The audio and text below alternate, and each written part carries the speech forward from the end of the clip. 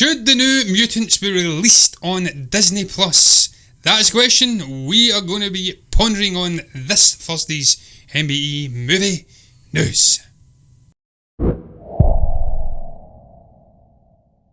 Yes, John, the New Mutants writer thinks release date delays have been good for us. He actually made this quote prior to the coronavirus outbreak. This was, I think it was a few weeks ago, maybe a few months ago actually. Yes. Nate Lee has chipped in with this.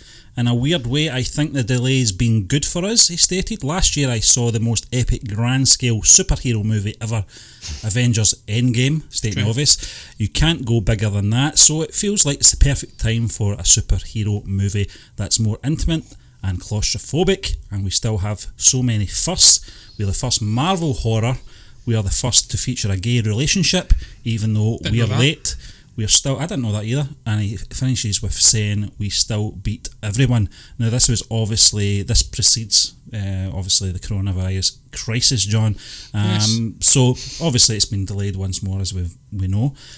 But what's your thoughts on this? Obviously the whole quote kind of takes a new form since obviously the coronavirus outbreak. Yes. What's your thoughts on this anyway? Prior to this outbreak, would you agree with the screenwriter Nate Lee that this delay actually would have helped the film? I do agree, Stephen. It was a very stacked year in 2019. Yeah. So if it was to have come out last year, not even with Avengers Endgame, but you look at the other movies that were released that year, Captain Marvel, and then obviously we had Spider-Man Far From Home. Yeah. That year, as if it was 20 years ago. It was just last year, John. But you know what I mean, it was a very stacked year for it was a very busy end movies. Of the year as well. Yes, absolutely. And it would have probably been lost in the crowd, and people probably wouldn't have paid much attention to it. So if all things had to have played out a little bit more fortuitously going into this year, then I think it would have been a good time for it to release. It would have had the likes of Black Widow around, but then it was quite a gap, I think, Birds of Prey came out, but that's a shambles, that movie. But then I think it was probably Wonder Woman 1984 and then Eternals in the summer. Yeah. So there was more time and less competition breathing down its neck. It's a quieter year for film anyway. Now it's just got a whole lot more quieter. Lord knows, I think they're projecting it's going to lose $17 billion at the box office, the film industry. So it's a bit of a disaster, all in all. But Stephen, I think this movie's cursed now. I really do. John. Like Gambit's cursed. Yeah. I mean, it's never going to be released. This one is in the can. Gambit isn't. Yeah. True. What I was going to ask, John, though, was something you were touching on at the very opening of this show. Was obviously, what do you think? Who do you think that Disney Plus should pick this up? Do you think it's probably the best thing to do to distribute this film? Given its public release. I do. Obviously, home. Streaming services, but I don't think there's an alternative. Are they going to delay it again? I think that will have a very negative effect. That's my personal opinion. If this is it's clearly delayed again, if they want to wait for another window, I think they might have missed that opportunity now. Stephen, if they wait for another window and they choose not to put it on Disney Plus now, it's going to be next year. Yeah, it can't be this year. You look at the competition at the end of this year. If we even see movies at the end of this year, and that's up in the air. We don't know how long this is going to last for now. They're saying 18 months in some cases. Hopefully not. But if they were to get through the worst of this, and it opens up the likes of maybe August, September, October, November, at the end of the year, look at the movies that are coming out. The likes of Black Widow's probably going to be released later on. That is not going to come out in Disney Plus. No chance. Too big a release, too much money sunk into it. Quiet Place 2. Yeah, A Quiet Place 2. No Time to Die. Yeah, Mulan, Kong versus Godzilla. There's too many big movies at the end of this year. Eternals is presumably going to be delayed as well. Yep. There's too much happening at the end of the year. It would be lost. I think the best place for this movie now is on Disney Plus. It's a smaller, I presume it's a smaller budget movie. In terms of other MCU movies, it's probably dwarfed. Black Widow's probably between $150 to $200 million. It has to be released on Disney Plus. Give fans of comic book movies and Disney fans and fans of Marvel in general a bone in the midst of this horrible situation. Yeah, the whole country's on lockdown. It is a horrible situation, and but what's your thoughts on the home streaming service platforms in regards to Netflix, Prime, and obviously 24th of March we're getting Disney Plus. This can only be I don't want to say a good thing, because it's a very insensitive way to phrase that, but I think what's going to happen is they're going to have an upsurge in subscription from the biggest platforms, Apple TV as well. Can't forget them. Yeah.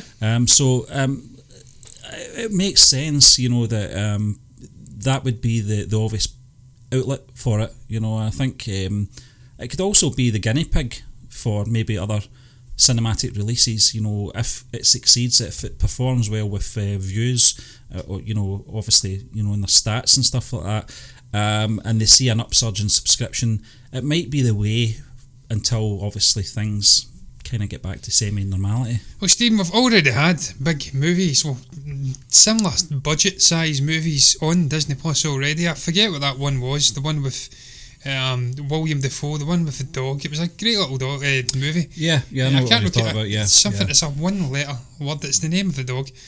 But I digress. That was a great little movie. So I think there's definitely a niche in this streaming service, Disney Plus. That is. Lady and the Tramp as well. Yeah, Lady and the Tramp came out on it as well. So there's room there for this movie to slide in.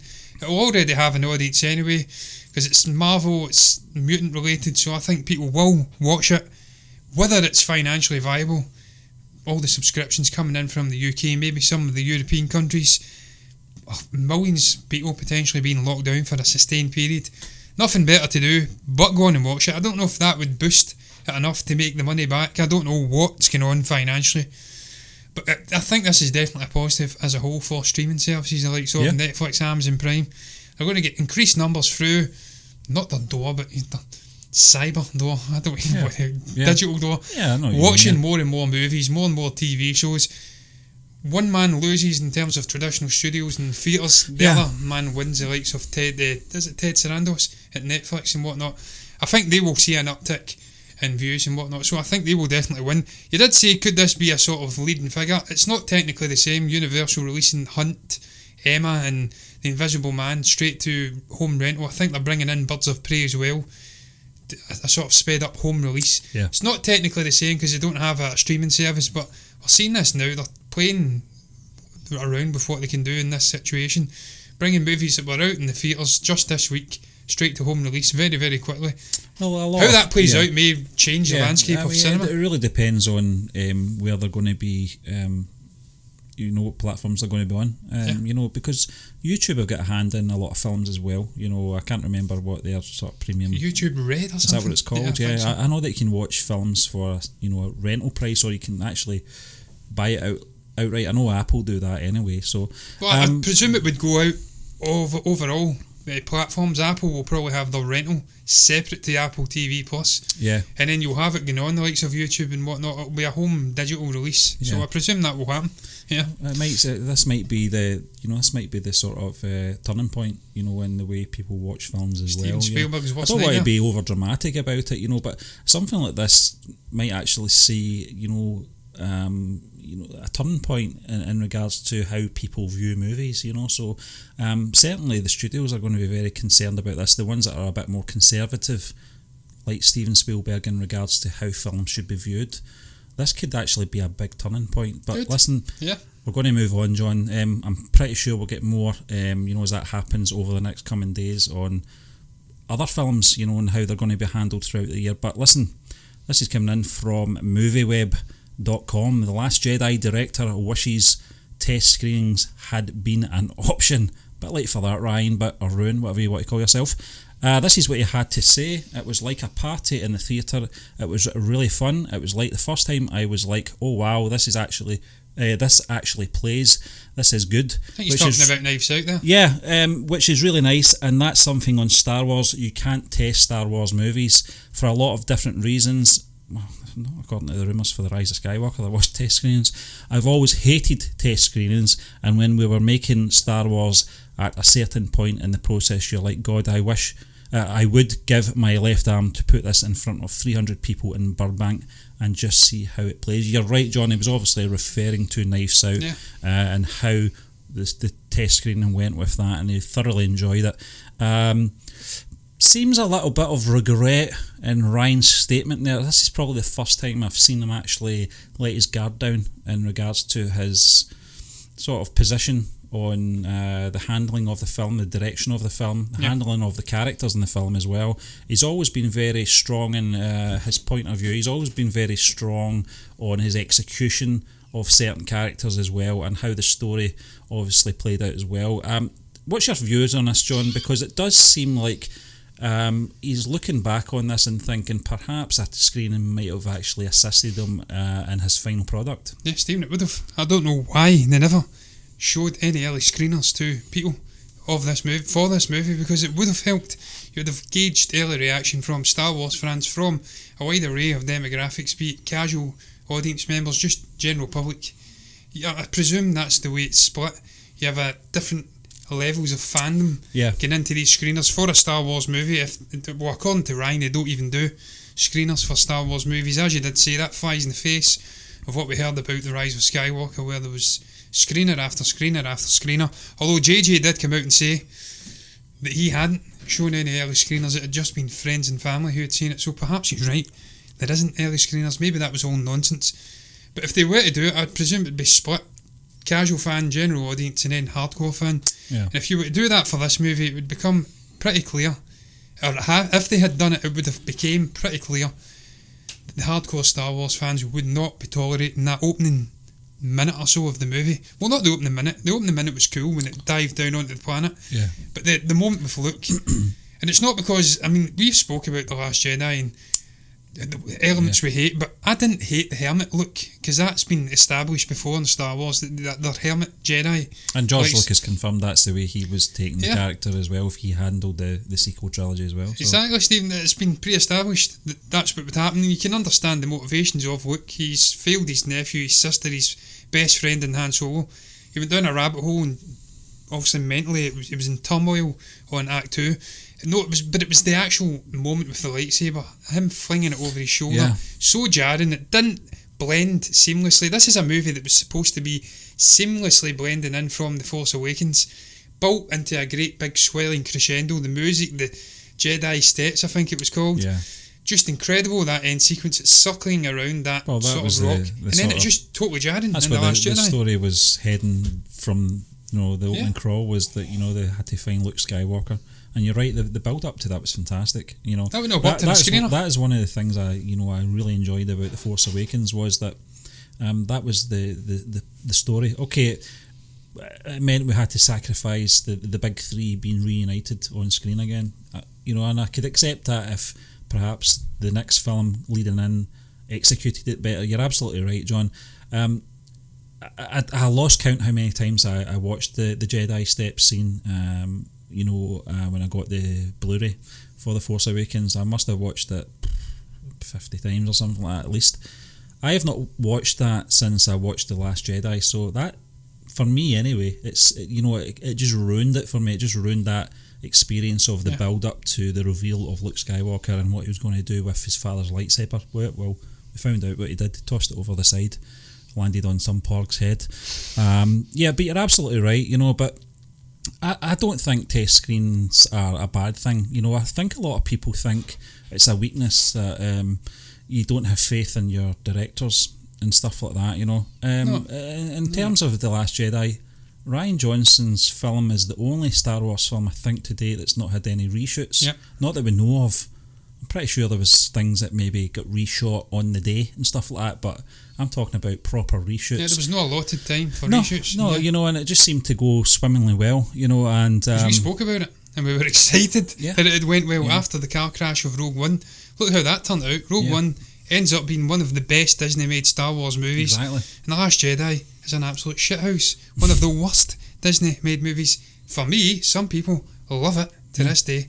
I don't know what the hell they're loving, because that slow space chase scene is terrible. But Steve, look, that is perfectly summed up why this wouldn't have worked, why there would have probably been dramatic changes to, maybe not the whole movie, but at least the intro with Luke, because we are both Star Wars fans. If we were sitting in that screener, we would have absolutely rebelled, I would like to think, and said that is shocking. John, I always maintain, I always remember the feeling coming out of the theatre after watching that, and being in a daze and feeling very...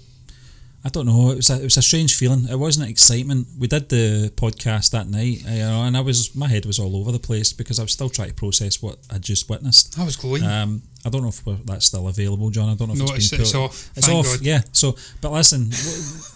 I think the general thought was, it was a well-made film in regards to the technical point of view, and it certainly was. It's one of the best-looking Star Wars films to date.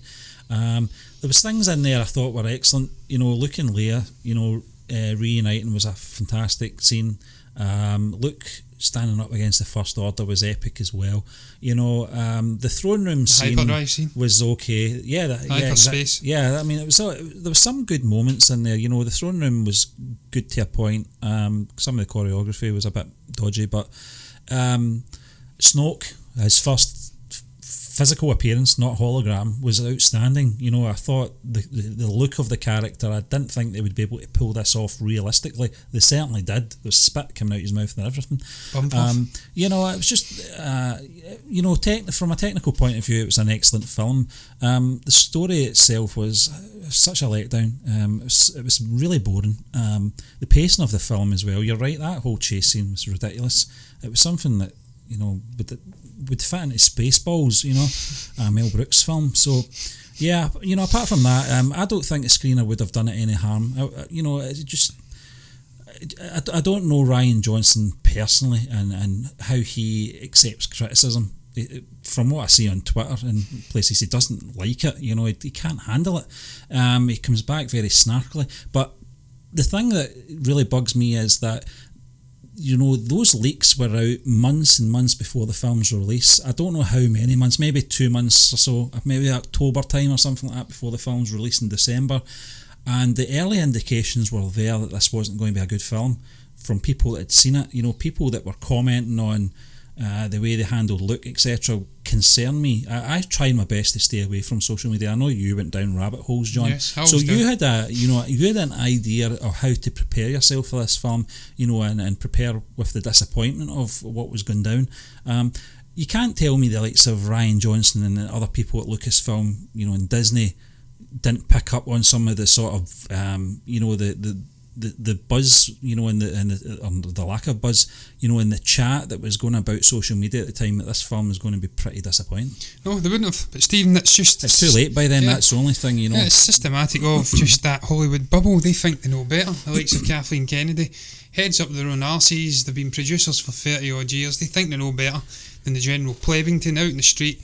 Screw the Star Wars fans. They'll come round to it in time. Look what they did with the prequels. Now they love it. Well, that was George Lucas, and the overall arcing story was fantastic. You look in hindsight at the overarching story of the sequel trilogy, it's a disaster. It's discombobulated, it's disjointed, it's all over the place. There's no one creative, clear vision, and it's just, I'm not going to go back and watch it. I'm just not. And that's sad. Oh, that's it. 5-6 years of storytelling gone. Yeah. Well, listen, worthless. John, we'll move on. Something else is a bit sad. Yes. Amy Adams explains why she's playing Lois Lane again is unlikely. Obviously, we got to see her version of the legendary character Lois Lane in the likes of Man of Steel, Dawn of Justice and Justice League, and she basically she's saying she would be totally open to playing the role again, Lois Lane, but she thinks that the studio is moving in a different direction from what she understands. So she's leaving it open that she would be very much interested in reprising the role, but she finds it very unlikely it's going to happen. Yeah, Stephen, look, I'm not surprised by this news at all. I think this is just representative of where DC and Warner Brothers are now heading. They'll get a different strategy, a different creative head. I think there's a different head in the studio, period. Yeah. They're doing things differently. They were firmly in this mindset of Zack Snyder creating a cinematic universe that would rival the MCU. Turned out that wasn't going to happen. There was issues way back to Dawn of Justice. Obviously, Snyder can't be blamed wholly for the Justice League. He had to leave halfway through. Yeah. But they've went off in a different vision now. They're doing different individualised, if that's even a word, individual, we'll just go with, stories for separate characters. Joker, completely separate, standalone story in a different time and era. Absolutely explodes, grosses over $1 billion. It's R-rated. Yeah. They're doing a separate thing with Matt Reeves, the Batman, and obviously Robert Pattinson and prior whatnot. to that, Aquaman and obviously Shazam. Aquaman and Shazam.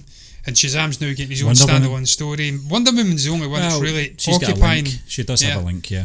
And obviously Aquaman as well. They're the only ones that really occupy, and Shazam as well to an extent. But they're even in Wonder Woman 1984, it was apparent to me in the trailer, creating a real distinction between the cinematic universe and this Wonder Woman sequel movie. They're distancing themselves from it. And I think that's just, again, this is another example. That was one as well, that they are doing things differently now, standalone stories. And look, if it all comes together in terms of box office and creatively with these characters, and they can bring them together in a way that's natural and cohesive, and we may see that at some point, but for now they seem to be wanting to leave the past behind, kill it if you have to quote Kylo Ren, let the past die. And it's a shame because look, she's a fantastic actress, Amy Adams, one of the best, and I really enjoyed her performances alongside the likes of Henry Cavill, and it's a shame we're not going to get Henry again, because the guy, from what I can recall, doesn't want to really give it up yet. He's not gave up hope of coming back, but the studio seem to want to move away. They seem to have moved on, So depending on who they bring in, then that will determine my view on this, because I think he's underrated. I really liked his Clark Kent, his Kal-El, and I love Man of Steel. If they are going down the sort of road of recasting, then it makes sense that Amy Adams shouldn't have any connection to this. I think if you're going to sever the ties, then do it properly. But listen, we'll move on. That was just a little bit of news coming in there. Obviously sad to see that, but hey ho, horses for courses and all that. We're going to move on to the blog rundown, John, where we're discussing the latest films on our website at movieburnerentertainment.org. Yes. And coming in first is the Sonata from 2018. This was reviewed by our very own Peter Plumers, and this is directed and written by Andrew Desmond along with Arthur Morin, and this stars Freya Tingley, Simon Apkarian and James Faulkner. And it also stars the late great Rutger Hauer, who is for some inexplicable reason not top billing in this movie. I don't know why. I hope it stars Rutger Hauer. I hope I've not got the wrong movie here. Pretty damn sure it does. I'm pretty sure he's playing the crazed musician composer who goes off to this mansion, a possessed house, and I'm pretty damn sure that Peter says that is one of the few good moments in this movie, or one of the best moments in this movie is the he does mention them. Fleeting glimpses of Rutger Hauer, one of his last performances before he sadly passed away, I believe last year. And he really enjoyed him coming in, and also it being sort of send off, a pleasure to see Rutger, he says. And look, I was first introduced to that guy when I watched Blade Runner. I've probably seen him before, but it was such a commanding performance in that. He's just a fantastic presence actor, sadly missed. I would always be up for watching a movie that man's in, just because he's graced it with his presence. The fact that it is a sort of possessed house, restless soul thing, that's something I like. I always liked that, what the hell was it, haunted mansion thing, not that horrible house on Haunted Hill. It was probably not a good movie in hindsight, but I really enjoyed it at the time. Yeah, it was okay. And then obviously The Haunting of Hill House. I like movies like that. I like supernatural elements and mystery, so I haven't seen it. I'll maybe watch it, although I agree with him, candlestick sort of things going on in a modern day setting, that's jarring, strange. But we'll move on, John, to our second review. It's Cosmos, and this review was brought to us by Philip Henry. This film is from 2019, and it was directed by Elliot and Xander Weaver, who also wrote this film. It stars Tom England, Joshua Ford, Arjun Singh Panam and Ben Vardy. Yeah, Stephen, apparently it's an independent, low budget movie, not low budget.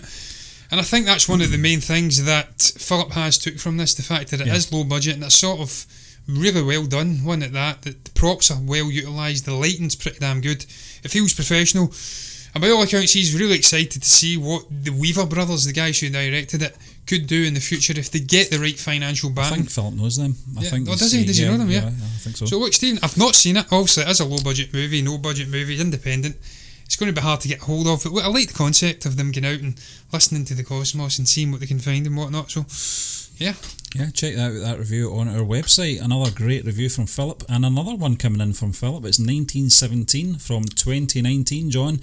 This was directed by Sam Mendes, obviously written by Sam Mendes as well, along with Christy Wilson Cairns, starring George Mackay and Dean Charles Chapman, and a whole host of other superstars are in there too. Yes, and obviously it was shot by the fantastic god of cinema and obviously utilising cameras, that is Roger Deakins.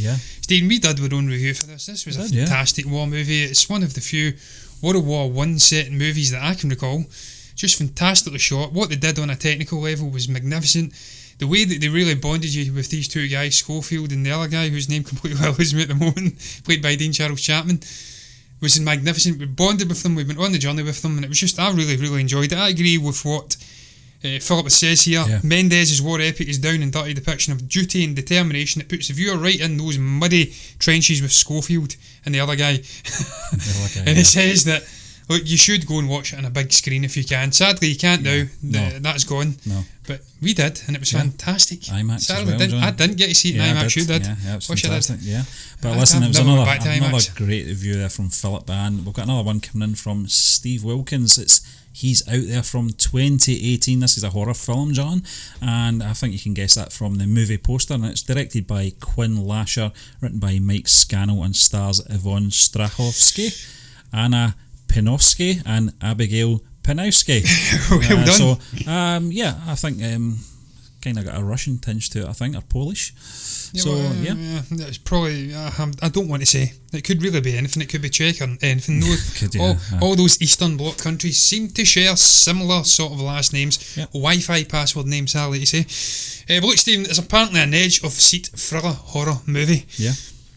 Look, the fact that Stephen has actually compared this to Hush, one of my favourite Mike Flanagan movies of recent Big years. Call, yeah. That intrigues me right away. Entrapment and stalking, that's always a good mix with a sort of psychological horror movie.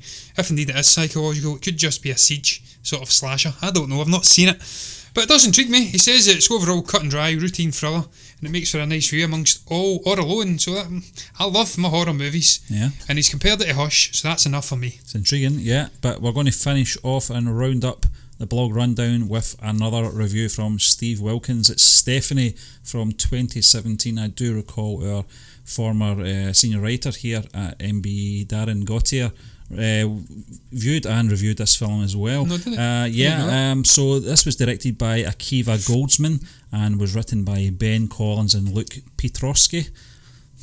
Another one. And stars Shree Crooks, Frank Grillo's in there, and Anna Torv. Yeah, Stephen, look, Frank Grillo's a great actor as well. He knows how to do action first and foremost. I don't know how he would play out in a horror setting, but he's such a cool guy off the screen, a really decent, down to earth dude. This is a Blumhouse product. It's a Blumhouse, so there you go. Blumhouse. Well, I say that Blumhouse have a sort of, I want to say, I'll not go as low as 50-50. I'll say a 60-40 good to shit ratio. For every great low budget horror movie they put out, there is a truly abysmal one, like Fantasy Island. I think it's been out recently.